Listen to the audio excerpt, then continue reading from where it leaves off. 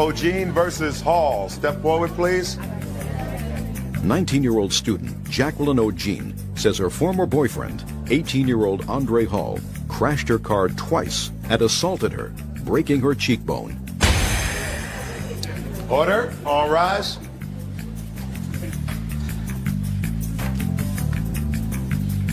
Now, this is case number 100 on the calendar in the matter of O'Gene versus Hall. Parties have been sworn in, Judge. You may be seated. Sir, have a seat. Are you her father? Yes. What's your first name, Miss O'Gene? Jacqueline. Jacqueline, according to your complaint, you and the defendant were a couple when you were teenagers. Yes. How old are you now? I'm 19. How old are you, sir? 18. And you started to live together with your parents' permission. Well, no, that's not true.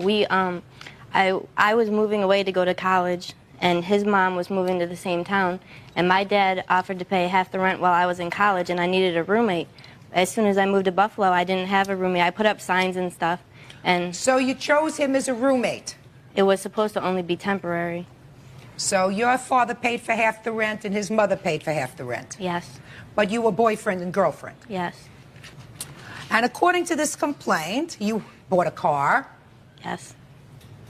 He had an accident with the car, and he drove the car again, and he wrecked the car. Yes. And then, when you ultimately separated, you had an argument, and he broke your jaw. Yes. So let's start at the beginning. You moved in together. Both going to college? No, I dropped out. Then what were you doing in Buffalo? I live in Buffalo. So what were you doing when you were living with her? Working. Okay. And you were driving her car? Yes. You had an accident? Yes. First one? Yes. Why don't you tell me about it? I backed into a truck. And you caused damage to the truck? Yes. Did you pay for it? No. Why? Because I didn't get the bill. She got the bill. Did you say, could I have the bill? Nah. Why not? Because she had the bill. That should have been your first clue. Right? So this bill for the damaged truck that he backed into is still outstanding. Yes. And how much was the damage to the truck that he hit? $937.02. So after he drove your car, backed into the truck, which he didn't pay for, you let him drive the car again. Yes, I did. Why? Well, because at the time he still said, well, you know, he said it was his fault, and he said since it was his fault, he would pay for it. And but according to this complaint, he left the scene of the accident. Yes, I know. Is that right? Yes. When you hit the truck, you took off. Yes. Why? Because I didn't want a ticket. What kind of work were you doing? What kind of work was I doing? Just working. Listen, this isn't 20 questions and I got a secret. When I ask you a question, don't give me a ridiculous answer. Working. I said, what kind of work were you doing? A fast food restaurant. Okay. So they tracked you down, I gather. Somebody got the license plate number and they tracked you down. Yes. Did they notify your father? No. Just you? Yes. So you let him drive the car again because according to these papers, he had to go return a video or something? No, after he had gotten in the accident, when he hit the truck, he was going to Batavia, where we're from, to get money from a friend. And tell me what happened. He went around a curve too fast and ran into another truck. I have the accident report here. Well, would you hand it up to Bird, please? So you went into another truck, Mr. Hall? Yes. And you totaled the car this time? Yes. You're not a very good driver. The roads are bad. The roads are bad? Yeah. It was snowing.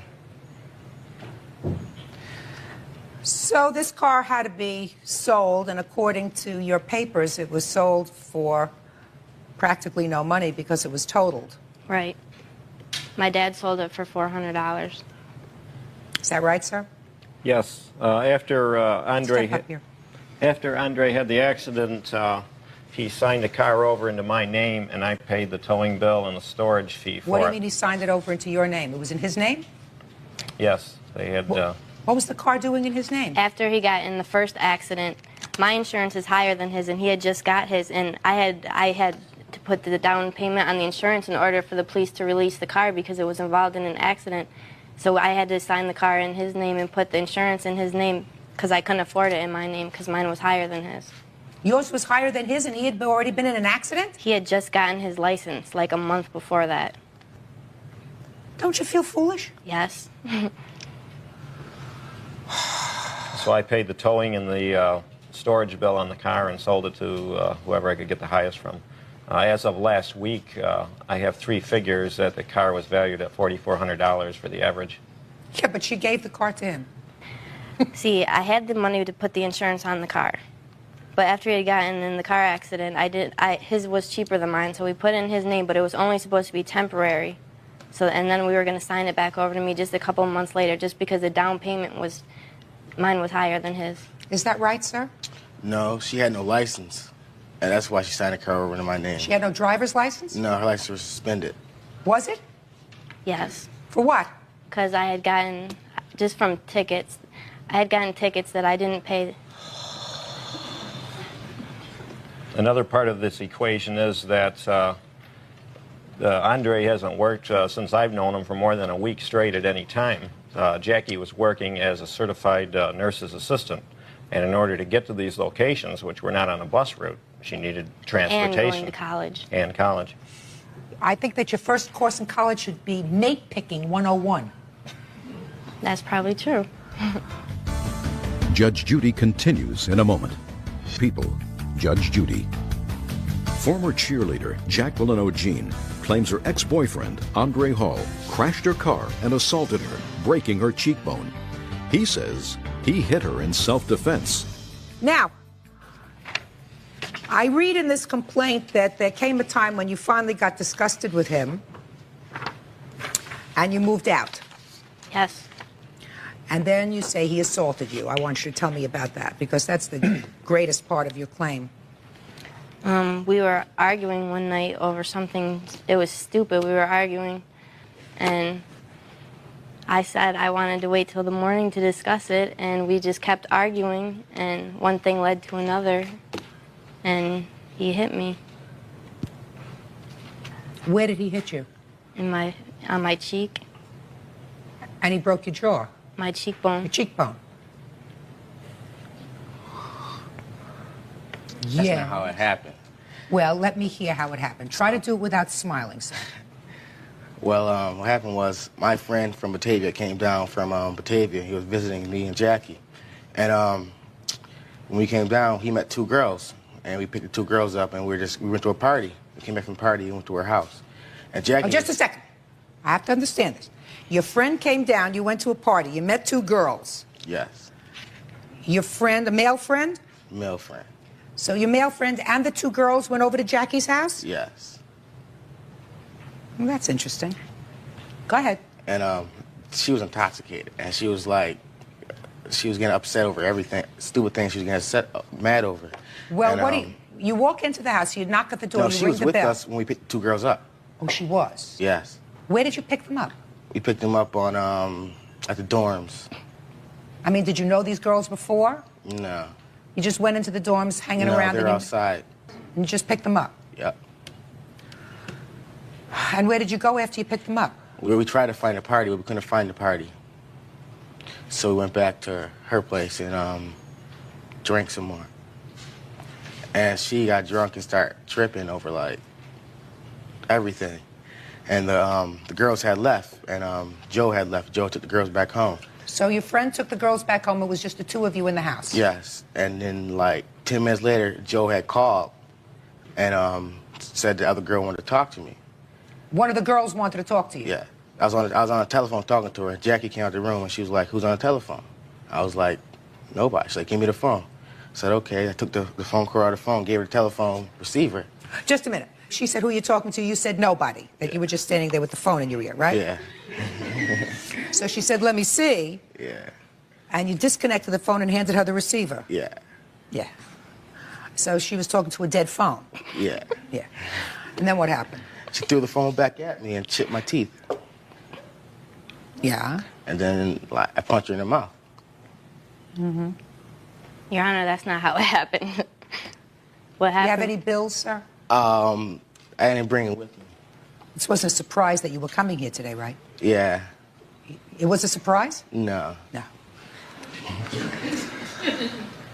Now you tell me how it happened. What happened was we were all out. My cousin had invited us to go to a party, and his friend from Batavia, Joe, came up, and we had gone to the store, and we were coming back from the store, and you know he doesn't have a girlfriend, so he stopped and he was talking to some girls. Joe doesn't have a girlfriend. Right. You, on the other hand, had Prince Charming over here. Yeah. Go ahead. And Joe went back and picked the girls up, and we were all looking for the party that my cousin told me about, but we couldn't find it. So we went back to my apartment, and they left. And then we had just started arguing because we argued all the time because I just feel that everything that I ever had, Andre had started to take from me, you know, my car, everything I had worth of money he had taken. We used to argue all the time, and we were just arguing. And Why didn't you just dump him? I probably should have. I don't know, because yeah. I mean, according to your father, you work? Yes. As what? As a cashier and as a hostess, but I'm going to college full-time also. In what school? Erie Community College. What do you want to be? I wanted to be an accountant. Keep having boyfriends like this, you're going to have to be an accountant. Yeah. Now, according to your papers, your medical bills were well over $5,000, but most of them were covered by insurance. Yes. Tell me about what happened to your mouth when he punched you. At first, when I went to the emergency room, the ambulance took me there. They thought I had broken my jaw, and they thought they were going to have to wire my jaw shut. But after x-rays, I just had to have surgery to pop the bone back out. And I just couldn't talk for like 3 weeks. Couldn't open my mouth. That was some hit, sir. Yes, it was. Why did you smile? I didn't smile. You smiled at me. I smiled at you? Yeah. Hardly. Judge Judy continues in a moment. Judy. Jacqueline O'Jean wants her medical bills and car damages paid by her former boyfriend, Andre Hall. Do you still see him? No. I see him around town, like on the buses and stuff. I don't invite him over to my house or anything. Yes, she does. No, I don't. He has not been over to my house since it happened. Yes, I have. When? I told him he could come get... When? Last time I was over her house was about a month ago. A month ago. Yeah. What were you doing over there? Talking. What else? Nothing. Did you spend the night? No, never. You just went over there to talk? Yeah. I used to come over. I used to work 11 to 7 down the street from our house, and I went over there a few times in the morning after work. He calls me up and asks what he would do if he came over, and I said I wouldn't open the door. And he doesn't believe that, but he says he's come over when I haven't been there. But How long were you out of work because of this fractured cheekbone? 2 weeks. Mm-hmm. How much do you earn a week? I had just started a new job because I just moved in the apartment, so I was only making $150 a week, about. Did you report this incident to the police? The police came and I didn't press charges on him. Why? I didn't want him to go to jail. Why? I know it was wrong, but I don't want to see him spend like a long time in jail or anything. I want him to go on with his life. How about just a couple of weeks? A couple of weeks.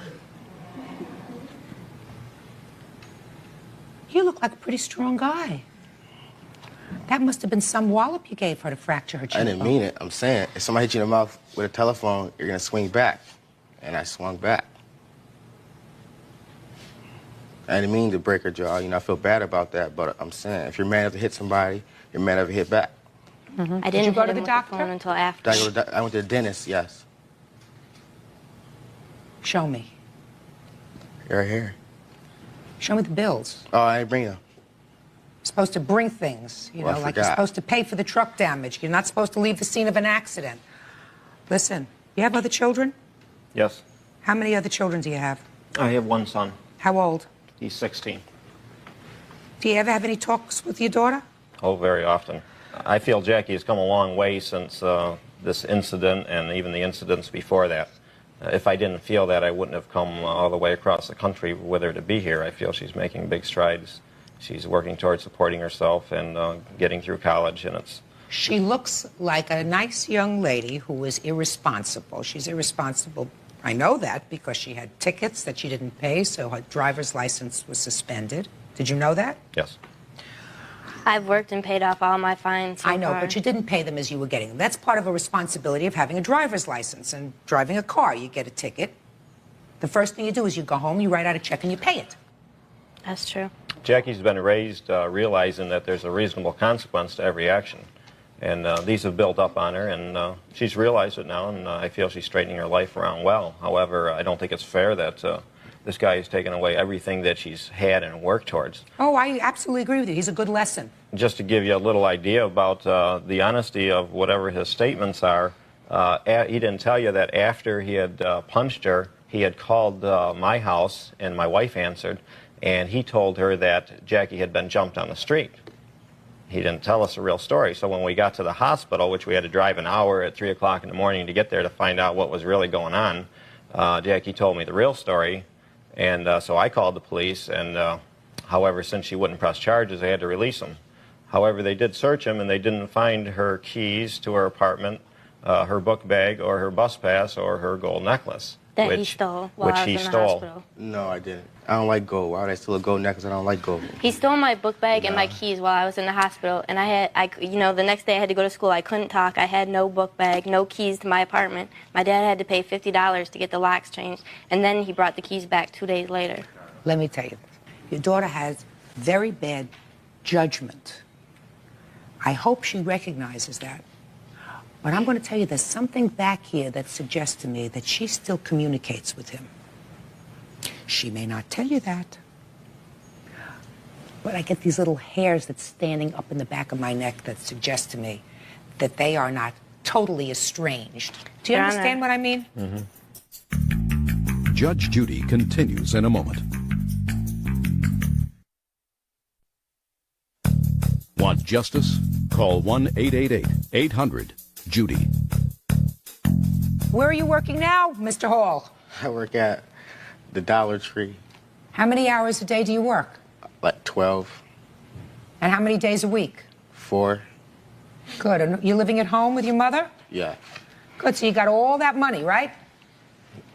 I suppose. Good. Judgment for the plaintiff in the amount of $2,500. That'll cover you $937, a little bit of lost wages, a little bit of pain and suffering, and start to use your judgment. Your medical bills were covered, right, by your insurance? Yes. Good. He's not a winner. Do you understand? Yes. He doesn't take responsibility for what he does. He was in an accident. He fled the accident. Looked around. Nobody saw me. I'm leaving. He wrecked your car. Took no responsibility for that either. And then, to add insult to injury, he used his fist, his hand, to put on your body hard enough to break a bone. All that would suggest to a normal person that this is somebody that you want to distance yourself from forever. I know that. Good. That's all. Parties are excused. You may step out. Out the back door to you, right? Judge Judy continues in a moment. And on the next... Parties on Michaels versus Huggins. Step forward, please. Female impersonator David Michaels says Darlene Huggins hired him to entertain at her husband's 50th birthday party. Darlene says she didn't like the show, so she stopped payment on his check. David is suing for his fee. Order. All rise.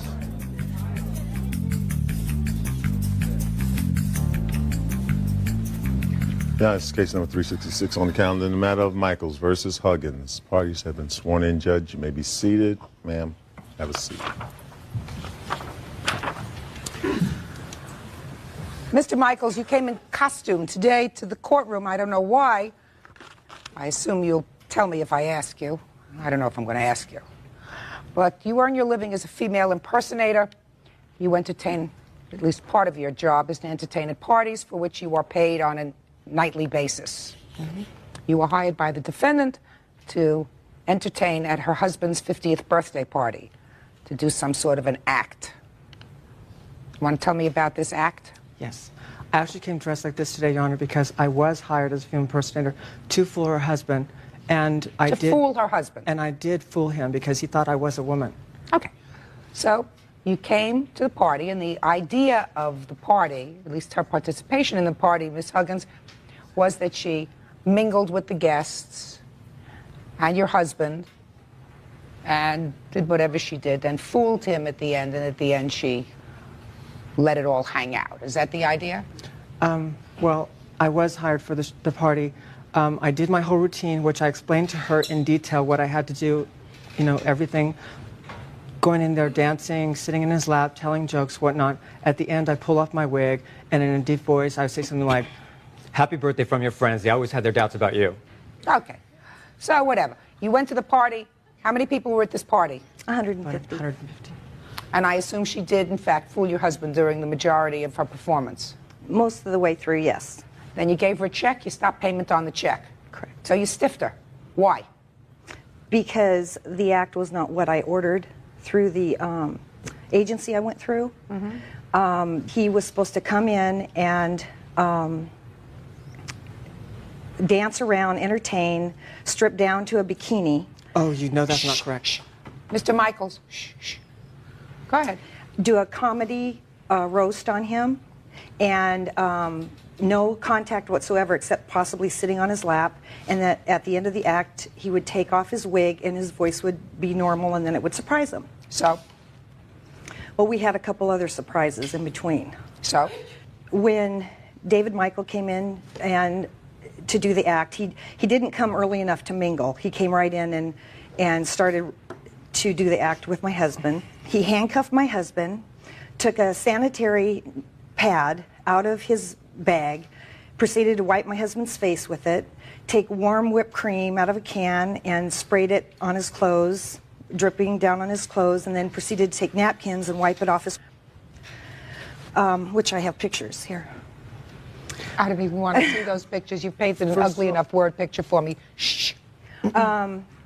So, you know, I was really upset. I quit videotaping. We were videotaping it.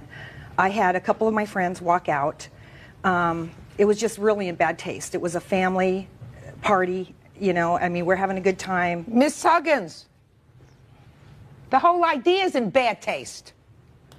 If you're having a family party, you don't hire a female impersonator who's going to come into your house, if it's a family party, and perform whatever kind of thing that you said yourself you wanted somebody to strip down to a bikini. Yes. Well, you wouldn't do that, as far as I'm concerned. If you're having a family party.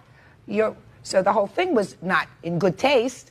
What you're complaining was it was in worse taste than you had anticipated. Correct. Now, at what point did she handcuff him? In the beginning. So why didn't you tell her to leave? Well, I was in the back of the room with 150 people between us. So then you make your way through the 150 people and you go up there and say, "This is not what I bargained for, please leave." But you didn't. You let her continue. Right? Correct. And at what point did she take out this sanitary napkin? About after the handcuffs. So also, halfway through, shh, you're winning so far, be quiet. But not halfway through, a quarter of the way through, you still didn't tell her to leave. This is in bad taste. So you don't keep her around, let her do a performance, then give her a check, and then cancel the check. It's outrageous.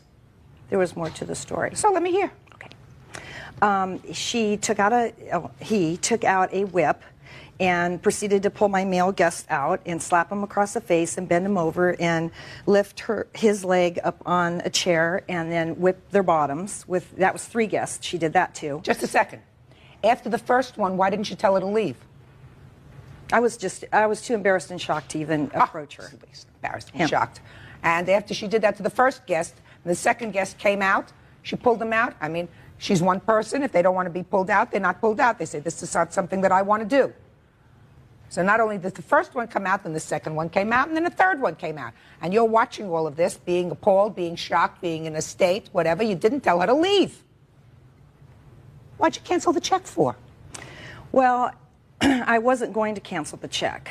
I gave the check to my girlfriend because I was very embarrassed and upset over it. And I said, I don't even want to talk to him. I said, give him the check and he's out of here. And so he left, and my girlfriend gave him the check, and then he came storming back in through the party, tapped me on my back, and he said, "You haven't paid me." And I said, "Yes, I have paid you." And I said, "What was the $250 for?" And he said, "I want a tip." And I said, "I'm not giving you a tip." And he demanded that I pay him a tip. And I explained to him that obviously we have a problem with the agency we went through, that on Monday we would deal with the agency, and that he was misrepresented because... Did you agree with the agency to give him a tip? That's in here. No. What did they tell you about the tip? The tip was optional. He charged $250 to come out, and the tip was optional. Well, that's what a tip is. Tip is usually a gratuity that is, in fact, optional. Optional, that's what a tip is, right? Well, first of all, she begged to have me perform for the party. I got the call about a week and a half beforehand, before the party, and I was on the phone, and she said, I was told it was in Mission Viejo, the agency said. I said, okay, because I was on the other line, and I thought it was too far. Just a minute. You said that it was too far, and then you said, okay, I will do it even though it's a farther trip than I usually like to make. I declined to do the party beforehand, and... But then you agreed to do the party. Because at that time, even the morning of the party, I called the agency again and I said, did you still find anybody for that woman's party because she won't have anybody there? And they said, no, we haven't, and she's livid because she wanted you. So? So I said, tell her the my terms are, I will go for $250 and I have to get a $100 tip. Yeah, but you never told her that. The agency told her that. Listen to me. That's why I turned the party down. Shh. Listen to me. If you have problem with the agency, she says that the agency never told her that your fee was really $350, not $250. And what you're saying is, madam, you told the agency you wanted a $100 tip. She's saying the agency told her that the tip was optional. Did I call you madam? It's confusing to me. It's so confusing. Judge Judy continues in a moment. Female impersonator David Michaels is suing Darlene Huggins for stopping payment on a check she gave him after his performance. Did you tell her that you expected, as part of your pay, a $100 gratuity? I said, because I'm going so far, you know that I have to get a tip. And I generally, to go to as far as Irvine, I get $100. Hers was in Mission Viejo. That's Just a past second. Irvine. Are you telling me now, Mr. Michaels, that, are you making this up as you're going along, that you spoke to her and told her that $100 was required? She was aware beforehand with the agency. Your agreement was for $250. Why did you stop payment on the check? Because I had an act that was coming out, and he did not perform what I was told he was going to perform. I filled out a 2-page questionnaire to roast my husband, funny things that have happened in his life and so forth. And then Monday before the party, I got a call from the agency telling me that he refused to come out to my party. Then 2 days later, I get another phone call from another girl at the agency saying, well, now David Michael has decided to do your party. And I said, okay, so everything's all right. And she said, yes. And she says, that'll be $250. I said, tip is optional. She said, yes. Mandatory. So, Shh. Did you give him the $100 tip? no, I did not. Okay. Mr. Michaels, A, you deal through an agency. You have no idea what an agent tells her. You have no idea what an agency tells any of your clients except what is written in a formal agreement. Your agreement with her was $250. That was your agreement with her. You and her. Anything that had to do with tip. She says the tip was told is optional. You said you just whispered to her mandatory. A tip is not mandatory. It is an expression of thanks for good service. Now, she has a right to say, I didn't like the service, I'm not going to give you a tip. But she has absolutely no right, after enjoying your service, which she did not stop as soon as she saw that it was not what she ordered. She let you continue to perform for this group, and it was not until it was over that she was so humiliated that she didn't even want to look at you again. So, Ms. Huggins, you're absolutely wrong for giving her a check and for canceling that check. So the judgment in this case is for the plaintiff in the amount of $250. That's it. Parties are excused. You may step out. Back door to your right, please. I think I should have stuck with a 350-pound woman wrestler. It's not my fault that her husband does not have a sense of humor. It was absolutely pathetic. And now the next case. All parties on Clark versus Reynolds. Step forward, please. 22-year-old fisherman O'Neill Clark says former friend, 29-year-old cable company rep Raven Reynolds, took $1,300 from him and won't give it back. Raven says he threatened to kill her. Mr. Clark, it looks to me from your complaint that you and the defendant were in some sort of a relationship. Yes, Your Honor. And you were called away to work in another part of the state. And what you did was you sent your paycheck to the defendant to pay your bills, your household bills. Send it through Western Union. And there came a time when she called you, according to your complaint, and said that she had some extra money because your bills were more than covered, and there was some extra money in your account that she needed. Yes, Your Honor. How much did she need? Well, she got $1,400 for me. I told her she could have $100 and put on $13 till I get there. And what did she do? She told me she's going to get an apartment in September, October, and she needs some money, and she's going to borrow my $1,300. So did you tell her she could take the money or she couldn't? Well, if I tell her she could have, she couldn't, she will still take it because I know she'll get down. In any event, she took your $1,300. Yes, Your Honor. Now, you admit that you took his $1,300. Yes. And you say you had his permission to take the $1,300. Yes. Now, you hadn't been living with him No, before not that. at all. You were friends. We were just friends. He says in his complaint that he really cared about you, that he used to pay for things for you, like having your hair braided and stuff. Isn't that what you said in your complaint? Yes, Your Honor.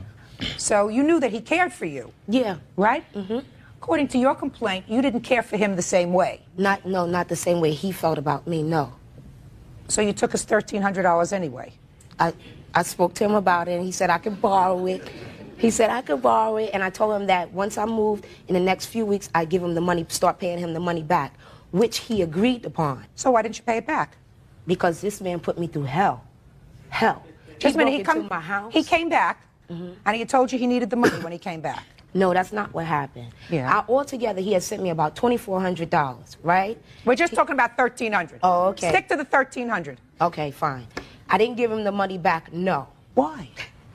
He put me through hell. He broke into my house and everything for no reason. He put a knife to my neck where he had on white rubber gloves and put a knife to my neck. And at that point, after he did that, I felt that he didn't deserve to get that money back.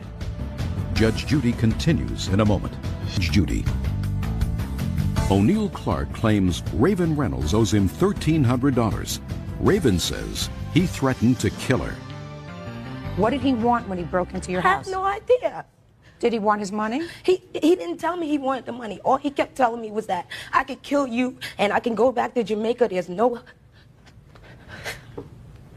no jail cell that can hold me and everything like that. Well, we went through the court system and everything, and they said that there wasn't enough evidence to convict him, but he stayed in jail. Well, according to these papers, they dropped the charges against him, but he spent a few months in jail awaiting trial on that case. Is that right? Yes, Your Honor. Did you go into her house? No, Your Honor. You're a damn liar. Shh. Okay. Now, let's get to this $1,300 for a second. You just told me that you agreed that this was a loan and that you would pay him back. Let me... Shut up! Okay. Hey. Let me read you from your answer, okay? Your answer to his complaint that you signed says, I had a bad situation where I was living and had to move. So far true? Yes. I needed $1,400 as soon as possible and asked O'Neill if I could borrow the money since it was right there and I would give him back some every week until it was paid. Yes. So far? That's what you just told me. Yeah. Then you say, he said okay. And a few days later he told me that I didn't have to pay him back because things were going so well in Albany. That's what you said here. That's not what you just told me. You forgot that that's what you wrote here. You forgot, Miss Reynolds, because the one thing that you would say to me, if it were true, is I originally was going to borrow the money, but then he told me I didn't have to pay him back. Well, I'm sorry, I didn't say that part. He didn't say it because it's not true. Yes, it is true. Yeah. So what you want to do now is set off the trauma that you went through, the alleged trauma that you went through when he came to your home.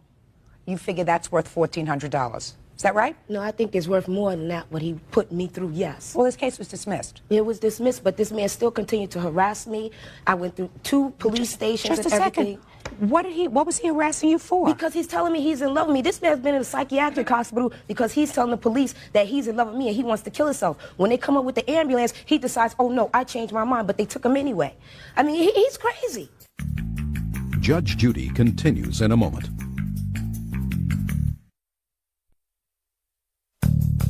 Want justice? Call 1-888-800-JUDY. On the internet, judgejudy.com. Miss Reynolds, you know what a smart person does? Smart person says, I want to take away any of the possible friction that there is between us, me and this psychiatrically hospitalized person. So the first thing I'm going to do is give him back his $1,400. Nope! Just don't say no, because that's what a smart person does. Because right now, he's feeling, according to you, a little used. You knew he cared about you in a way different from the way you cared about him. Clearly, you used that in order to get your $1,400. And then, when he wanted it back, because he realized you were going nowhere with this relationship, and he realized that, you say he went off, did all kinds of bizarre things, including harassing you. So what you would do if you were a reasonable person, a moral person, a right person, would be say, I'm not going to let him think in his head that he's been made a fool of by me, by taking his money. So I'm going to give him back his money, and then hope that he'll go away. You, on the other hand, hope that he'll go away, and you want to keep his money. Wrong. Judgment in this case is for the plaintiff in the amount of $1,400. That's all. Parties are excused. You may step out. Judge Judy continues in a moment. Parties on Miller versus Dyer. Step forward, please. 22-year-old bartender Jennifer Miller says 25-year-old salesman Daniel Dyer was drunk and assaulted her outside a bar. Daniel claims Jennifer bit him. Order. All rise.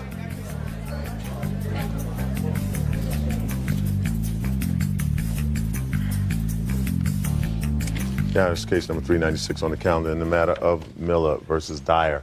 Parties have been sworn in, Judge. You may be seated. I have a lawsuit for assault and battery and injuries, and I have a countersuit for assault by you. Is that right? Yes, Your Honor.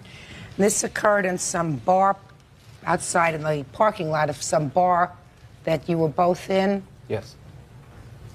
So, Miss Miller, why don't you start? Well, on the evening of December 4th, 1997, I arrived at the bar in about 8 o'clock maybe. I was meeting some friends. You know, we were going to celebrate because I just got a new job. I just moved back.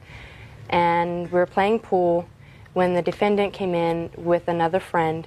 I mean, just staggering and yelling, and came up from behind and grabbed me in my crotch.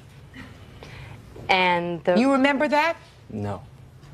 Do you remember anything of that evening? Yes, Your Honor. Go ahead. Well, I let it slide. I turned around. I didn't. You let it slide? Well, not in the sense let it slide. It caught me by surprise. I was there with some friends. I thought it was my friend playing a joke on me. And when I turned around, I saw it was him and another guy. And I asked him, what did you do that for? He said, I'm sorry. I thought you were someone else. Okay, you know, I'm not going to just turn around and hit someone when I wasn't for sure exactly who it was that did it to me at first. A little while later, his friend came up to me and was talking to me and apologized for him. I said, that's fine, just don't let it happen again. And then he came up and tried to talk to me. And before he could even say anything, I let him know. I said, look, I don't know you, but you ever do that again, next time I will hit you. And he said, okay, I'm really sorry. And he was talking to me and tried to set his beer down on the table that I was sitting at, and it just went everywhere, all over me, all over the table. So he got up to go get a towel to clean it up and had an argument with some other people that were in the bar. And then they asked him to leave. He was outside, and my friend was talking to him, so I went to the door and told her to come back inside. I put my arm out to reach for her. He slapped my hand away and told me to mind my own business. Okay, so I told him, you don't know me to mess with me, you know, just leave me alone. I stepped outside the bar to pull her back in, and it's when he slapped me. Where did he slap you? In the face. Go ahead. But at first, it was more, I guess, because everybody had been drinking. Myself, not nearly as much as he had. But, you know, understandable, you know, when people drink, people do get stupid. You know, I would clearly admit that I shouldn't have stepped outside the bar to pull her in. And as far as that, you know, he slapped you. What happened next? I slapped him back, and he grabbed me by my shoulder and picked me up, and his car was there and had me pinned up against the car with my head in between his arm and the car, and I bit him.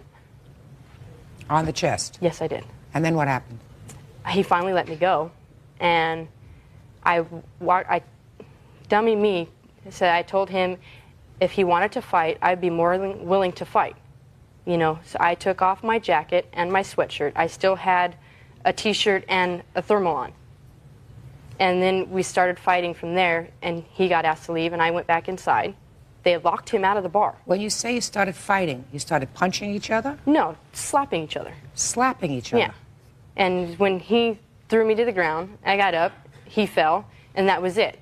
In a way, it was more like a joke. Everybody was laughing and thought it was a joke, but me and him were being serious. But they made me go back in the bar. They asked him to leave. So he left. A comment was made that he was going to kill me. Comment by whom? By him. Oh. As I was going into the bar, there was other patrons. I wasn't the only one that heard him say this. But you heard him say it, Yes. And he came back about 10, maybe 15 minutes later in completely different clothing, banging on the door, trying to get in. Trying to get back into the bar? Mm-hmm. And he was then confronted. Then at that first time when he did it, the door was open. He came right back in and walked directly towards me, and everybody from the bar got him and made him go back outside. The bartender at the time locked everybody in the bar. So I waited. I figured I only live maybe 200-300 yards away from this place. I'm going to go home. When it was clear, I didn't see him anymore. So I asked the bartender to let me out, and she did. And at that time, he came up from the side of the building and grabbed me and threw me down to the ground. I hit a sidewalk, and it knocked me out. When I woke up maybe 10 seconds later, he was laying on me, and I told him I was going to kill him, and I need him in his mouth. And from there, we started fighting, and people started to pull him away from me. But as they pulled him off of me, he had me by my hair, dragging my face along the sidewalk. And then they took me back in the bar. He left again, and then a few minutes later, the police, the fire department, ambulance showed up. Was he arrested? No, he was not. Why? They couldn't find him. I have Did you file a complaint? Yes, I did. I signed a 242 PC that night. And the witness that called the police was across the street on a payphone that witnessed this entire thing. He is in my statement. Okay. I can't hear from a witness who's not here. I've made attempts to contact him, but I believe he is incarcerated at the time, or at this time. Okay. Did you go to the doctor or hospital? Yes, the ambulance took me to the hospital. Can I see the reports, please? I have the police report and the doctor bills and the... Let me see them. Judge Judy continues in a moment. All of a sudden, bam. Real people. Judge Judy. Jennifer Miller claims Daniel Dyer assaulted her outside a bar. Daniel is countersuing, claiming Jennifer bit him. He wants money for pain and suffering. So you both told the police that you didn't want to prosecute the other. You told the police you didn't want him prosecuted, but that you wanted him to pay for the medical bills. Yes. All right, sir, let's hear your version of the events, please. Your Honor, on December 4th, 1997, A friend and I decided to go to my friend's dad's bar, which is Cheers, to play some pool, have a few drinks. My birthday was the next day, so we decided to go out there. We arrived at the bar. You had been drinking before you got to the bar? Yes. And where had you started drinking? At his house. What time had you started drinking at his house? Say approximately 9 or 10 o'clock. And what time did you get to this bar? Probably around 10:30 or 11. So you'd been drinking for a couple of hours before you got to the bar? Yes, Your Honor. Now, go on. We walked into the bar, ordered a few drinks. All right, let's stop right there. How far do you live away from the bar? Approximately a block. And you walked there? No. So you and your buddy were drinking for a couple of hours. You got into your car and you drove there. Yes, Your Honor. Who drove? I drove, Your Honor. Let's go. We decided that we wanted to play pool, walked over to the pool table, put some quarters down on the pool table, waited for our turn to come. It came, so I walked over. I noticed that the girls were there at the table next to the pool table. I asked them if they would like to play a doubles game, so we did. We played a doubles game of pool. I noticed Did you later, play a doubles game of pool with him? I played with his friend and another elderly man from the bar, not Daniel. we played a pool game. I noticed that it was getting late. It was going to be time for me to go to work in the morning. I had to work the next morning, and I had to get up fairly early. I motioned to my friend. I said, I want to leave. And we had been talking to Jennifer and her friend, and they said that they were going to leave also. And we all walked outside. My car was parked right outside the front door. So we were standing outside talking. My friend said that he was going to use a phone. He walked over to the phone. It was right to the right of the door. Somehow, Jennifer and I, playingly, somehow, I said, let's box. And she says to me, I would kick your... So I said, it doesn't even matter because I've never hit a woman. At that time, I said, I'm going to get out of here. I got to go to work the next morning. I turned to my friend and said, I'm leaving. He said he was staying. So I turned to open my car door, and all of a sudden, bam, in the right eye, right here, I was hit from the side. I fell into my car, hit myself on the lip, and just stunned. She ran into the bar. And then when I gained my composure, I looked back. She had come back out and looked like she was coming back for more or something. I grabbed her by her forearms right here.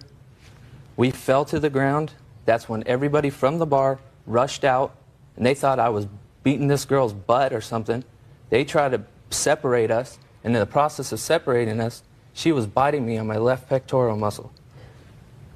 And they kept pulling and pulling, and they're like, let go of her, let go of her. And I couldn't let go because she was biting me. And finally, we got separated. They told me to leave. They were calling the police and the ambulance, so I left. I went home, went to sleep. Apparently, the police officers came to my door and pounded on it. I didn't hear them. Later on, we tried to reconcile the situation. I got the bar owner to talk with her mother and her about helping pay for these medical bills.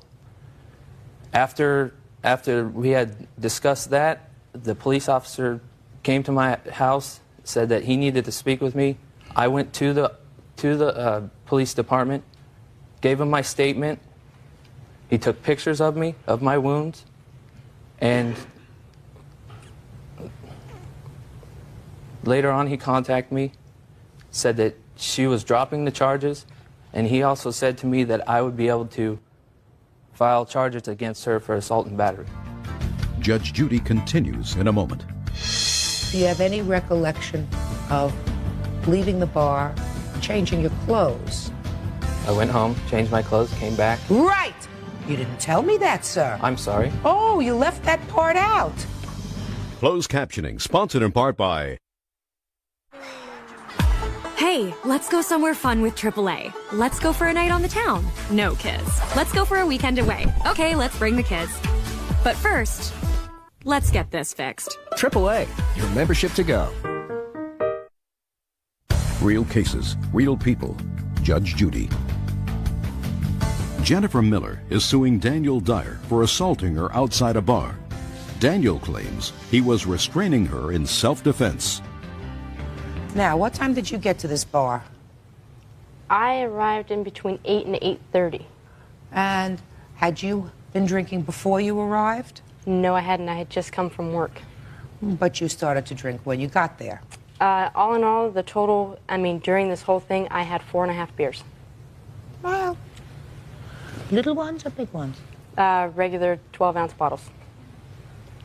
There's some truth to what he is saying, but a lot of it, no. You know, as far as him, that I just struck him out of the blue for no reason is not true.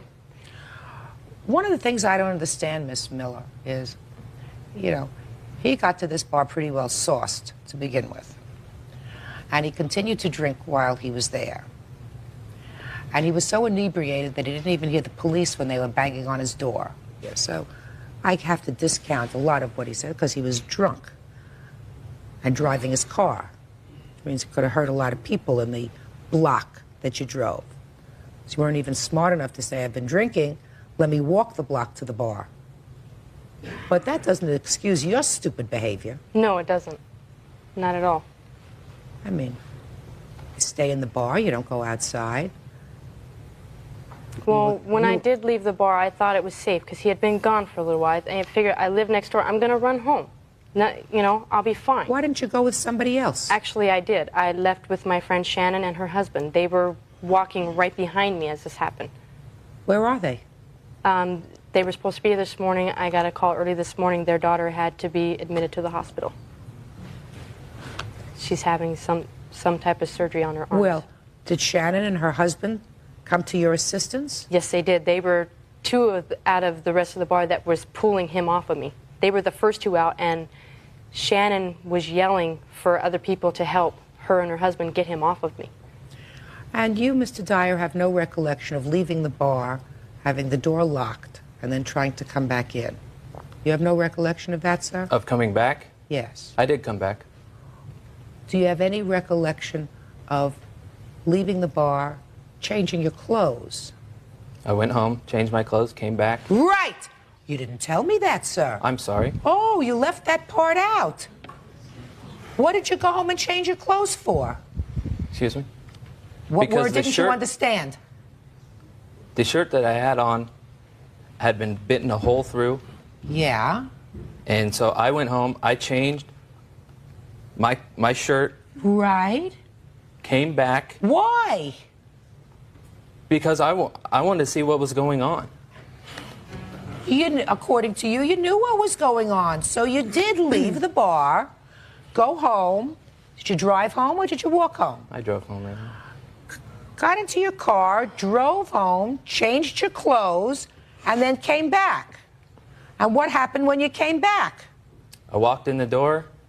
As soon as I walked in, everybody told me to leave. So I got in the car and I left. No. That's not what happened. Yes, it is, Your Honor. No. You left out that whole piece of your story, Mr. Dyer.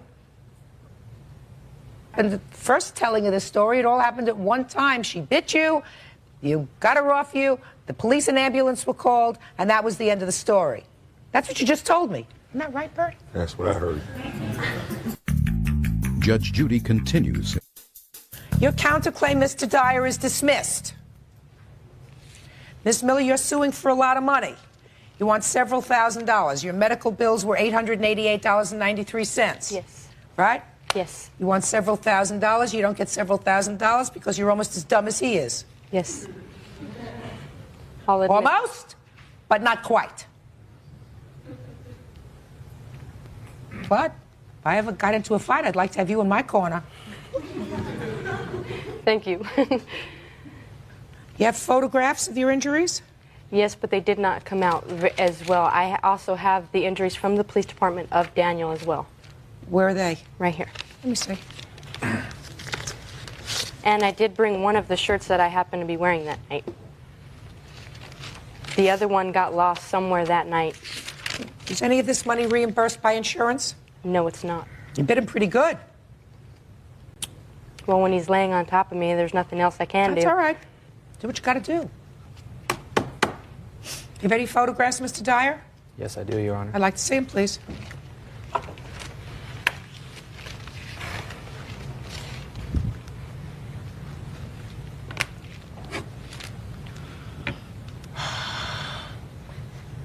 His are only slightly better than yours, but this shows a beer belly, sir. Shouldn't drink. It's not attractive. Oh, my gosh.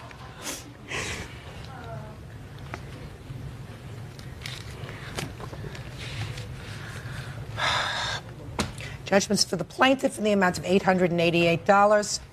I assume, Mr. Dyer, that you're not going to drink and drive anymore, are you, sir? No, Your Honor.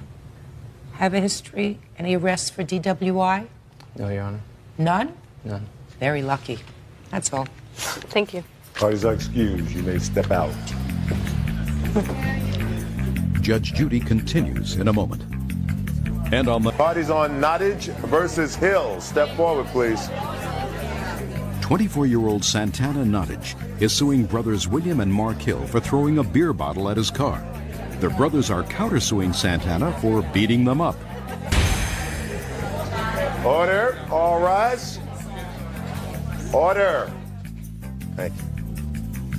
Now, this is case number 387 on the calendar in the matter of Nottage versus Hill. Parties have been sworn in, Thank you, Judge. Bird. Welcome, Judge. Parties have been sworn in. You may be seated. Sir, have a seat, please. So you gentlemen got into a little bit of a confrontation in your cars. Yes, ma'am. Yes. Mr. Nottage, according to your complaint, you are suing the defendant because you say that you were assaulted and he damaged your car with a beer bottle. Is that right? Yes, that's correct. And your counterclaim is for medical bills because you claim that this gentleman assaulted both of you. Yes, ma'am, no, ma'am. He assaulted my brother, and I had happened to try to calm everything down. That's how I got involved. And you were punched. Yes, I was hit. Right. Okay, so where did this whole problem start? May I speak? Please. Okay, we were driving down Cedar Lane in Howard County, and as we were driving down the street... Who's we? I was driving alone in my car. You were alone? I was behind them, and as I was coming up to go past them, I saw they were moving their mouths. So I figured they wanted to speak to me about something. I figured they would ask for directions or something. So I rolled my window down, asked them, "Can I help you?" So the one on the left asked me, "What's your name?" Mark. You're Mark. Yes, ma'am. He asked me why was I driving like So I gave him the finger. So then he says, Mark, he was in the passenger seat, you stupid. So I said, huh? And then both of them start calling me back and forth. And then we start exchanging words, and What did you say to them? I said, you too. So then the one on the left throws a beer bottle at my car. Mark? Yes. Yes, ma'am. Throws a full beer bottle at my car. So I speed up to get in front of him and slam my brakes. Okay, so you're all by yourself. Yes. And they're behaving, according to you, like two lunatics. Yes. Nasty lunatics. Yes. So you do, smart thing, you speed up in front of them and slam on your brakes. And what was the purpose of that? I needed them to pull over. You wanted them to pull over? Yes. Why did you want them to pull over? I have a brand new 1998 Integra, which I paid for straight out cash. I'm not going through my insurance company for them. They're going to pay for the damage they did to my car. You mean throwing the beer bottle at your car? Yes. Okay, so what happened next? So then, both of them start yelling at me, pull over, we're going to show you how we kick a around here. So we pull into the parking lot of the car. into the hospital where this altercation took place, the physical part. I pulled into the front of the hospital. They pulled off about 50 feet away, and then they rounded their cars, and both of them ran up to me at once with closed fists, talking about they were going to beat me up. Hey, you're going to get it. We're going to make you pay. Yes. So then That's not true. I saw... You're going to get a chance. Okay. Go ahead. The Mark was on the left, and he was on the right. What's your first name? William. So then, because he was coming closer and he was coming a little faster, I hit him. You hit Mark first? I hit Mark first. So then I stepped back to see what was he doing, because he was on the left. And as I stepped back, I saw him drop to his knees, and he was on the ground. So you must have hit him really good. Yes, I did, Your Honor. Really good. So you hit this one really good. Shh. Order. Shh. You hit this one pretty good. Right. In the meantime, he's trying to grab me. So How did he try to grab you? He grabbed me by my shirt. So I stepped back and pulled his arm. I don't know if that's what tore his shoulder, whatever damages he claimed, but that's the only way I can see how it was possible. And then me and him were fighting. I fought him longer than I fought his brother. His brother went down I hit him once, and he was on the ground. Now, How many times did it take for you to get him to the ground? I hit him about 7 times. He would not fall. Okay. Now, and then somebody came out and broke up this fight. All right. I'm going to give them an opportunity to tell their side of the story, Mr. Nottage.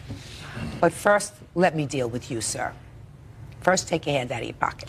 Oh, I'm sorry, Your Honor. You seem like an otherwise intelligent young man. So I have a few questions. You got two guys who are behaving like Looney Tunes, according to you. And they threw a beer bottle at your car, something which you acknowledge you did. Yes, ma'am. So you decided, I mean, you've heard all the news reports and everything else about lunatics in cars. So the smart thing for you to do was to keep going and try to get their license plate number, right? Yes. So instead, you pull in front of them and slam on your brakes. Yes. Something that you knew instinctively would really tick them off. Because that's what happens when somebody pulls up in front of you, slams on their brakes, you get angry. And they were already angry about something. You know, maybe they had a bad sandwich or something else. Judge Judy continues in a moment. Judy. Santana Nottage claims William and Mark Hill threw a beer bottle at his car. William and Mark claim Santana beat them up. Okay. Now, the Hill boys. Which one of you was drinking? Me. And you were the passenger? Yes, ma'am. And you were the moron who threw the beer bottle? Yes, ma'am. What did you think? Well, one of the reasons why I threw the beer bottle, it's not all correct, is we was going down the road. He come closer to our car, and we had 2 children in the car. We was going to the hospital to pick my wife up, and that's the reason why I threw it. I felt. You were going to the hospital to pick your wife up. What was your wife doing in the hospital? She got operated on a week and a half before that for Crohn's disease. Serious disease. Yes, ma'am. And she was coming back because the operation was successful? Yes, ma'am. And you were bringing your 2 children to pick her up? Yes, ma'am. So you decided to do a little celebrating beforehand? You could say that, yes. Well, I'm not saying that. I'm asking you. Yes, I had a few beers before that earlier. Yes, ma'am. What time in the day did this happen? Approximately noon. No, Your Honor. What time? It happened around 11:30. It was really early in the morning. Just a second. He says noon, you say 11:30. Don't interrupt him. Let's say it was noon. So in the morning hours, you had a few beers first. Yes, ma'am. Is that why he was driving? Yes, ma'am. And you had nothing to drink? No, I didn't drink nothing. I wouldn't drink with my niece and nephew in the car. Well, he shouldn't drink with his children in the car. Exactly. So now let's hear the rest of the story. Go ahead. Well, like he said, we were going down to Cedar Lane, or whatever road it is. And my brother said, look at this guy coming up. He came up behind us, close and everything. Then he went on the side, and like he said, we had words. You had words with him? Yes, ma'am. And you called him names? Sure you did. You threw a beer bottle at him, sir. Yes, There's sir. no question Yes, in my ma'am. mind that you called him exactly what he says you Well, I called didn't him. call him, like he said, every time it did. He called me a white MFer. That's the only reason why I said that. Well, who started the name calling? That I can't I'm not sure. Not sure. Okay. So what'd you throw a beer bottle at his car for? To keep him, like I said, when he swerved over close to us, to keep him from getting to hit me, hitting the side of the car. I felt the kids were in danger of their life. If he would have hit us to the side, we could have very easily swerved into the other oncoming traffic. So you felt that by throwing the beer bottle at his car, no, you that were was going to keep your children safe? Yes, but it was stupid on my part for doing it. Right. And then continue with this story. Then he goes into a parking lot. Yes, ma'am. We pulled a couple rows back. Then I went up towards him, like saying we were having words back and forth. And then Why did you get out of the car and go up towards him? I have no answer for that. It was wrong. Yeah. Like I said, it's something that should have never happened in the first place. Right. And what did you think was going to happen when you went up towards him? What were you planning on doing? All I Asking did him? was want to go up there and just to find out what the heck was going on and everything. Why he did what he did. But then all of a sudden, what did he do? Fight. Just a second. I mean, swerving with the car. So you went up to him, according to you, to find out why he was swerving with his car. Yes, ma'am. No, after we had words, it's like you said, we just had words back and forth. And I was mad, and I guess he was mad, and then all of a sudden the altercation started. And he punched you. Yes, ma'am. And you fell. Yes, ma'am. Punched you pretty good. Yes, I give him that. And then you got involved because you tried to pull him away from your brother. I told Michael, his older son, he's 8, I told him, I said, stay in the car. And I went to go try to break it up. That's when me and this gentleman got into it. But you grabbed him first by the shoulder. I tried to break him up. Try to take him away. Shh. Try to pull him away. Yes, ma'am. From your brother. Yes, ma'am. Anything else anybody wants to say to me? Yes. Go ahead. My friend here, well, he's a witness. He's a security officer at the facility that this happened at, and he'll testify to their statements that that they attacked me first. No, they didn't attack you first. Shh. They didn't attack you first. Okay. You threw the first punch. Okay.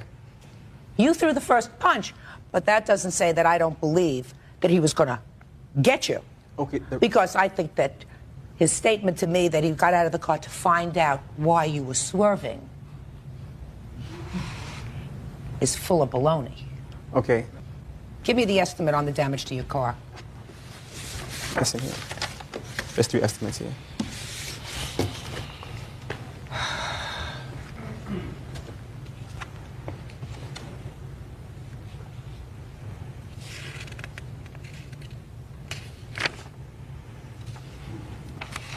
You have any pictures of the car? Yes, I do. It's right behind the estimates. You are great. Come prepared. I mean, not great with what you did here, because this was kind of stupid. This whole thing was stupid. Yes, ma'am. You're exactly right. Judge Judy continues in a moment. And later today, Real People, Judge Judy. Santana Nottage claims William and Mark Hill threw a beer bottle at his car. William and Mark claim Santana beat them up. Looks like the cheapest estimate is the $517. Yes, that's correct. Okay, so let me tell you what my ruling is. On your lawsuit, you're suing for $1,000, Yes. $1,040, for tearing your T-shirt as well as the car. The car was $517. Yes. Sounds to me, based upon what both of you say, that this argument started because you threw a beer bottle at his car. Yes, ma'am. So, you started this problem, and you got to pay for his car, $517. And the truth of the matter is, I also believe that when you got out of the parking lot, if he hadn't thrown the first punch, 2 of you were going to deck him. Because you were drunk as a skunk. Considering the fact that you were going to pick up your wife who was just recovering from surgery, that makes your drunken state even more obnoxious. So I'm dismissing your counterclaims for assault, for your medical bills, or anything else. Well, you got what you deserved, because you started it. Now, you weren't smart, so you're not going to get anything for pulling your shirt or assaulting you or anything else, but I'm going to give you the money for the damage to your car, because that's what was started by these people Judgment for the plaintiff in the amount of $517. That's all. Parties are excused. You may step out.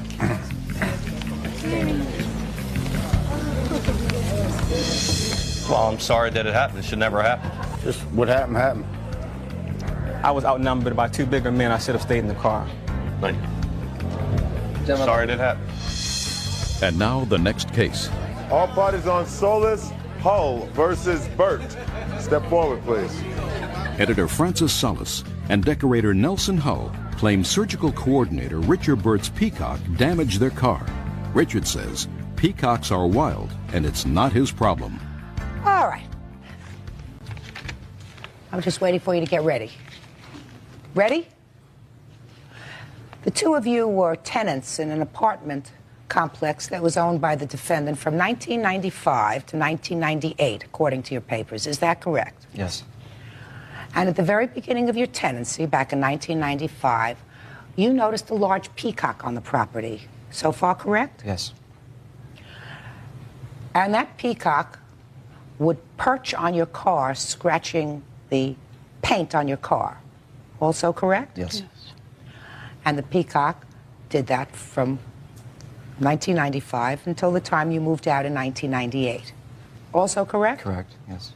Now you moved out, and you want your landlord to pay for the damage to your car because you say it's his peacock. Right? Yes.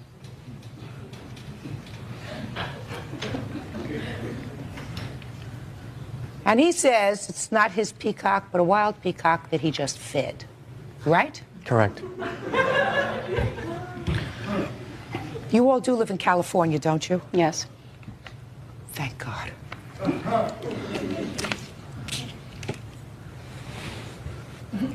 You want to explain to me why 3 years after the fact, you're coming to court and bringing this nonsense lawsuit? Who's going to speak? 3 years? 3 years! A nonsense lawsuit? Yeah. Judge Judy continues in a moment. Explain to me why, after the first day that you saw this peacock on your car, you didn't say to him, either get rid of the peacock if it's your peacock, or call somebody to get rid of it, otherwise we have to move, we can't stay here. Instead, you waited 3 years until you moved out, and then you decided to sue him. You understand my question now? I thought I said it in English before, but if I didn't, I just said it in English. Well, Answer. That's not true. What's not true? We had this problem for quite a while. I know you did. We asked him at first if he would help us with it, and he did not do anything about that. So who cares if he didn't do anything about it? What's wrong with you? You have 2 legs. We called the. You have a car. We called you pack your things in the car and you move. If it bothered you so much, you don't stay there 3 years and then come and bother me. The problem didn't last that long. It didn't last that long. No. How long did it last? It lasted for about 2.5 years, and we could not afford to get up and move, just like that. So we Then stayed. it didn't bother you that much if it lasted 2.5 years and you couldn't afford to get up and move. What is wrong with you people? Don't you have anything better to do with your time? Seriously. Seriously, don't you have anything better to do with your I'm time? beginning to wonder if you're serious. Oh, I'm very serious. I read this complaint and I said to myself, if I were living in a place and the owner of that property, quiet, and the owner of that property harbored an animal, whether a dog, a cat, a bird, a canary, a squirrel, that was damaging my property, I might stay there for a week or for a month, but I would certainly get out. You, on the other hand, lived there, may have complained, kvetched a little bit, but lived there, waited until you could either afford to move out or decided to leave. And I understand you let them use their security deposit for the last month's rent, is that right? Yes. And then you turn around and sue them. Is this what I'm getting?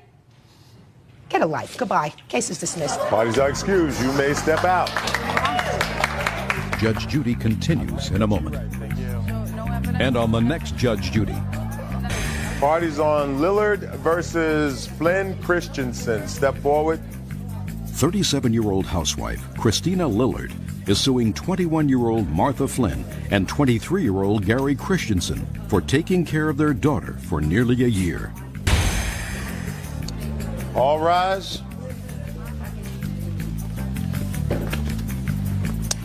Now, this is case number 422 on the calendar in the matter of Lillard versus Flynn Christensen. Parties have been sworn in, Judge. You may be seated. Ladies, have seats, please. Mrs. Lillard, you took care of the defendant's little girl from the time she was practically an infant for about 10 months. Your lawsuit seeks compensation for taking care of her expenses that you paid for during that 10-month period. So first, why don't you tell me how it came about that you were taking care of their baby? Martha's mother is one of my best friends, and my daughter used to babysit for Martha, and Tiffany came into our lives, and Martha and Gary were having a hard time. This is Martha. Tiffany's mother, Tiffany's father, Gary. Tiffany came into our lives, and Martha asked me if I would take care of Tiffany because they were having a hard time and had no electricity, no water, and I did. When you say if you would take care of her, you mean come and stay in your home? Right. How old was she at the time? About 3 months. She became a part of our family. How many are in your family? There's 4. My husband, my son, my daughter, and myself. Did she come back to visit the child? Periodically, yes. Why didn't your mother take care of the child? My mother was having problems of her own with my father. They're in the verge of divorce, and I moved out of my home when I was very young. So I was on my own feet for quite a while. How old are you? I am 21. How many children do you have? I have 2. How old are they? 2 and 1. And the 1-year-old is the child that we're talking about? It's Tiffany. Are you the father of the older child? Yes, ma'am. And how old are you? I'm 23. So what kind of problems were you having that forced you to turn over one of your children to the plaintiff?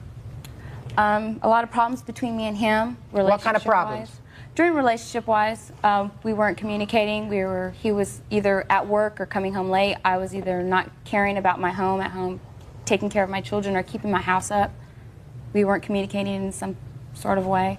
Who was taking care of your older child when she was taking care of the baby? The reason why she moved to that house, I did not ask her. She had voluntarily, out of the kindness of her heart, to help me in the spot. Why don't you answer my question? I said, when she was taking care of your infant, who was taking care of your older child? I was. Your older child at that point was a year old. That is right. My water, my gas, my electricity, everything was off. I was only in my home while everything was off for maybe 2 weeks, not even that. I was in the process of moving out of that house. So you had your older child, that's a boy, with you? Staying at her house continuously, going back and forth. Just a sec. The baby is sleeping at her house. Your little boy is who's a year old, is sleeping at your house without gas, electric, water. Is that right? That is right. Okay. Now, how long did you leave the baby with the plaintiff? 10 months. With me living there periodically, in and out. What kind of periodically? Whenever she got up the urge to throw me out for a silly reason. Whenever who got the urge? Christy or her husband, Gary. Listen, I don't know whether we're speaking the same language. Did Martha live with you, stay with you for long periods of time with her son? No, she would not allow it. I didn't ask you whether she would not allow it, because she doesn't have to do anything for you. No, she doesn't. So all I asked was, did she stay with you for long periods of time? No, not long periods. There was one time in October when she stayed with me for 3 weeks because I didn't know what to do for Martha. Martha came back from Missouri. She was here for about 6 or 7 weeks before she even contacted me to see Tiffany or to see, to have any kind of relationship with her. What were you doing in Missouri? I moved back home due to the problems that me and him were having. And I came back here to retrieve my daughter. When did you go back to Missouri? Oh, let's say in April, June. June. I went back. And I got settled up there with my mother. I had a job. I was on my own. My children would have to have their own rooms. I was on my feet by myself singly. So that's, let's say, from June to October you were in Missouri? No, I was up there for 2 months. I came back down in August. Came back in August. Where did you go? I stayed with some friends until I can get my daughter and go back home. I was only So you stayed with some friends. That's right. And where was your son all this time? My mother was taking care of him. And where were you all this time? I was here. Here where? I was at Riverside, where I was living with my grandparents. And how often did you go and visit with your daughter, Tiffany? I visited as often as I could. At a What is period that? of times, I was going over there every other day. I was making the effort that I could to see her as much as possible. Good. Were you providing any financial support for her? Well, my grandmother, she was has been purchasing diapers by cases every month, and now I am reimbursing her for whatever she has paid for the diapers and juices and stuff like that. Now, while I lived there, I give her money. I was on aid. I was giving her food stamps. I was filling the whole house with food, juice, milk, whatever. So let me understand this. You were a resident of the state of California. Is that right? Yes, I was.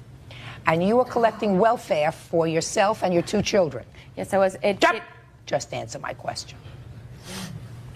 Now, you were collecting welfare for your daughter from the time she was born and registered as having been born until what time? The only times I collected for her was when I was living with her at Christy's house. I was not receiving aid for Tiffany. You were not? I was getting medical benefits, and that's it. And I had my case terminated. When did you have your case terminated? I believe it was in last year, exactly, of September. I only received aid for her for 3 months after she was born, and then my aid was terminated. I was not getting aid for her. I only received aid for my son. And you also applied for aid for him in Missouri? Yes, because I had him with me up there. So you were now, and did you get money from welfare in Missouri for him? For him. And so you were also getting money from California for him? No, I was not getting money. When did you close your case in California it was for him? terminated 2 months before I left California for my son. Why? Because I knew I was moving out there. I had a job. I was working at the time. You weren't working at the time. You hadn't even moved there yet. Why would you cancel your case 2 months before you with moved? my family underneath the tables. I was doing little jobs babysitting. So you were working under the table. You were getting cash under the table while you were collecting welfare. Judge Judy continues in a moment. Real cases, real people. Judge Judy. ए दुख दा तूफान होया देश दी खातिर वे शहीद अमजद पठान होया देश दी खातिर वे देश दी खातिर वे शहीद अमजद पठान होया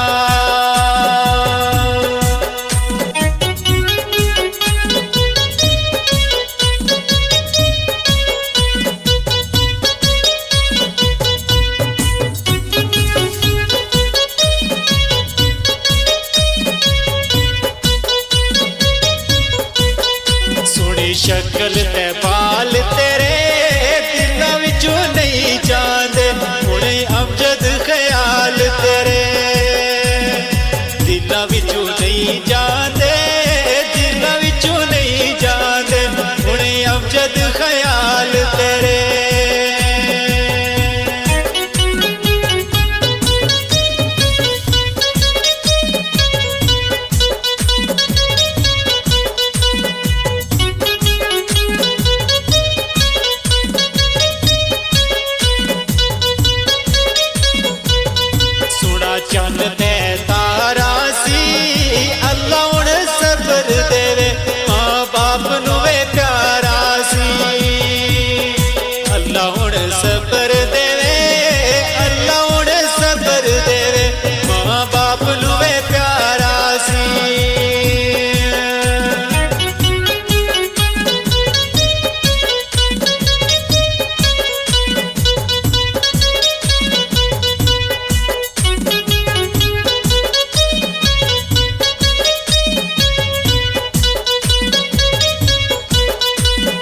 जायनी दुआवानो अल्लाह उन सबर देवी सारे भैन भरावानो अल्लाह उन सबर देवी अल्लाह उन सबर देवी सारे भैन भरावानो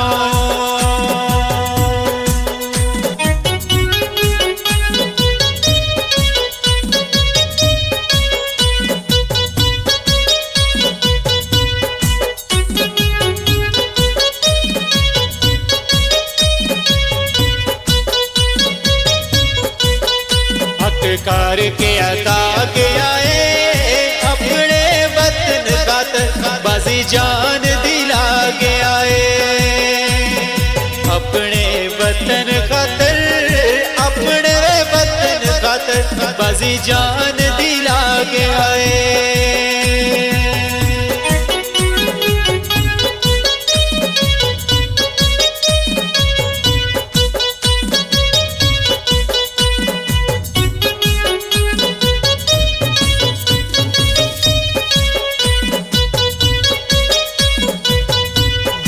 असा नवे तोड़ गया अज असी जवान अमजद मुँह जल्दी क्यों मोड़ गया अज असी जवान अमजद अज असी जवान अमजद मुँह जल्दी क्यों मोड़ गया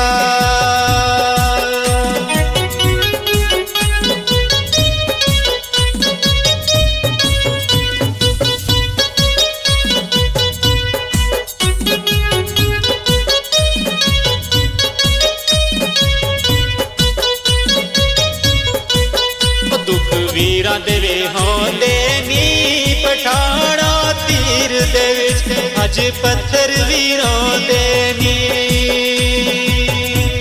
पठाना तीर दे विच जम्मू कश्मीर दे अज पत्थर वीरों दे नी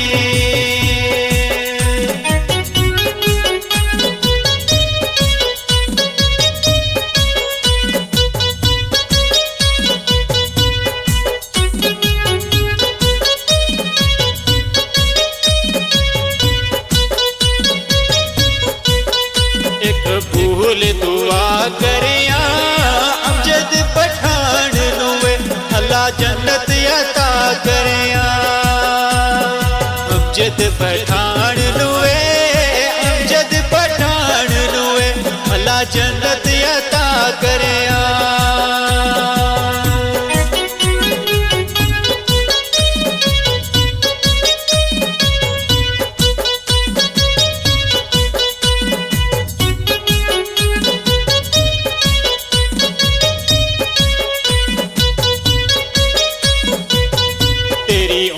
निसी जान जोगी इतनी जान नहीं सी तेरे सद मेरे सैन जोगी इतनी जान नहीं सी इतनी ओ जान नहीं सी तेरे सद मेरे सैन जोगी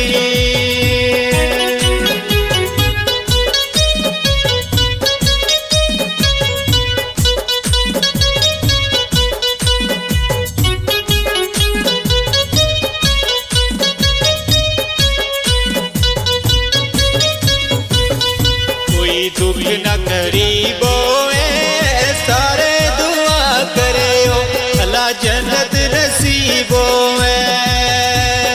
सारे दुआ करे हो सारे दुआ करे हो अल्लाह जन्नत नसीबो अल्लाह जन्नत नसीबो अल्लाह जन्नत नसीबो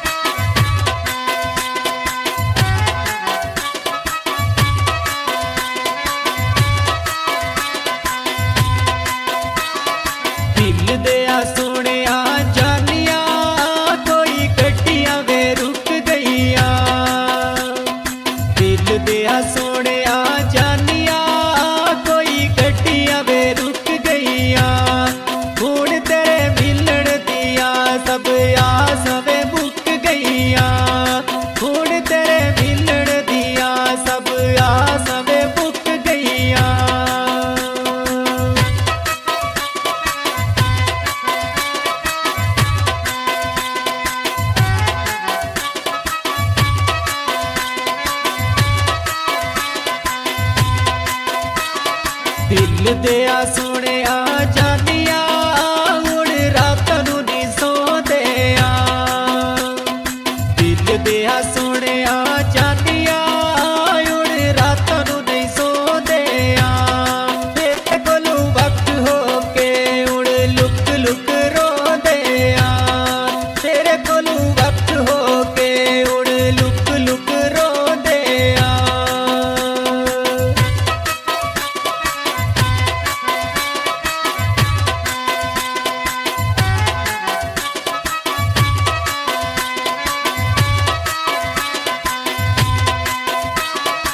ਦਿਲ ਦਿਆ ਸੋਹਣਿਆ ਜਾਨੀਆ ਕਾਨੂੰ ਸਾਨੂੰ ਫੋਨ ਕੀਤਾ ਦਿਲ ਦਿਆ ਸੋਹਣਿਆ ਜਾਨੀਆ ਕਾਨੂੰ ਸਾਨੂੰ ਫੋਨ ਕੀਤਾ ਉਹਦਾ ਕਿਵੇਂ ਦੀ ਸ਼ਕਣਾ ਦੀ ਮੇਰੇ ਜ਼ਿਕਰ ਦਾ ਫੋਨ ਕੀਤਾ ਦਾ ਕਿਵੇਂ ਦੀ ਸ਼ਕਣਾ ਦੀ ਮੇਰੇ ਜ਼ਿਕਰ ਦਾ ਫੋਨ ਕੀਤਾ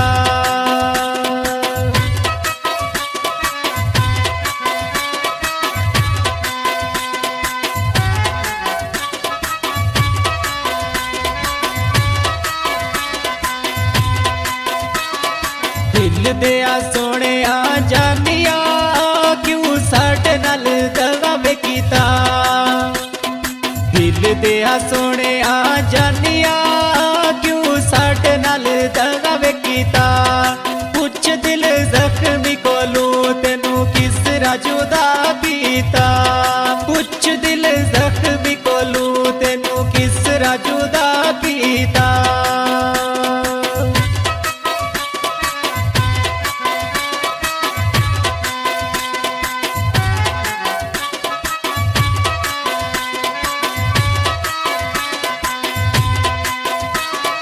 ਦਿਲ ਦਿਆ ਸੋਹਣਿਆ ਜਾਨੀਆ ਛੋੜਾ ਨਹੀਂ ਸਹਿ ਸਕਦਾ ਸੀ ਦਿਲ ਦਿਆ ਸੋਹਣਿਆ ਜਾਨੀਆ ਛੋੜਾ ਨਹੀਂ ਸਹਿ ਸਕਦਾ ਸੀ ਤੇਰੇ ਕੋਲ ਦੂਰ ਹੋ ਕੇ ਕਦੇ ਰਹਿ ਨਹੀਂ ਹੋ ਸਕਦਾ ਸੀ ਤੇਰੇ ਕੋਲ ਦੂਰ ਹੋ ਕੇ ਕਦੇ ਰਹਿ ਨਹੀਂ ਹੋ ਸਕਦਾ ਸੀ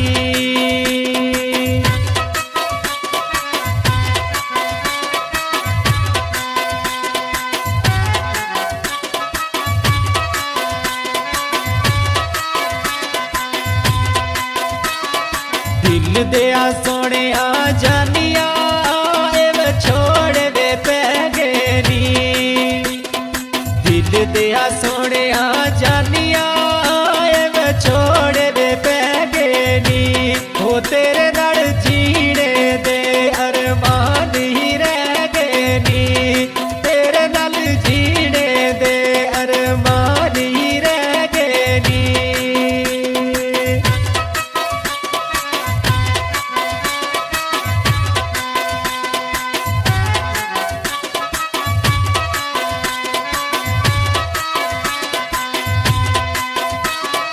ਦਿਲ ਦਿਆ ਸੋਹਣਿਆ ਜਾਨੀਆ ਕਿੱਸਾ ਹੀ ਮੁਕਾ ਸਕਿਆ ਦਿਲ ਦਿਆ ਸੋਹਣਿਆ ਜਾਨੀਆ ਕਿੱਸਾ ਹੀ ਮੁਕਾ ਸਕਿਆ ਉਹ ਚੰਗੇ ਭਲੇ ਵਸਦੇ ਸਾਂ ਤਕਦੀਰ ਰੁਲਾ ਸਕਿਆ ਚੰਗੇ ਭਲੇ ਵਸਦੇ ਸਾਂ ਤਕਦੀਰ ਰੁਲਾ ਸਕਿਆ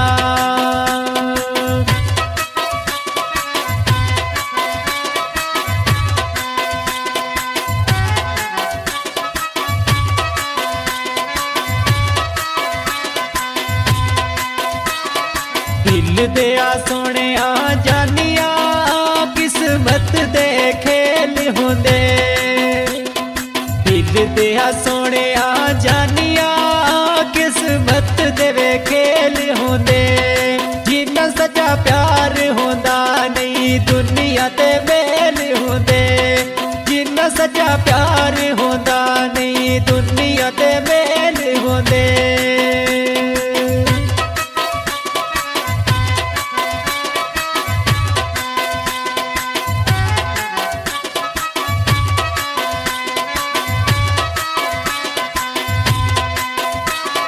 ਦਿਲ ਦਿਆ ਸੋਹਣਿਆ ਜਾਨੀਆ ਕੁਝ ਗੱਲੋਂ ਮਜਬੂਰ ਹੁੰਦੇ ਦਿਲ ਦਿਆ ਸੋਹਣਿਆ ਜਾਨੀਆ ਕੁਝ ਗੱਲੋਂ ਮਜਬੂਰ ਹੁੰਦੇ ਸੁੱਖ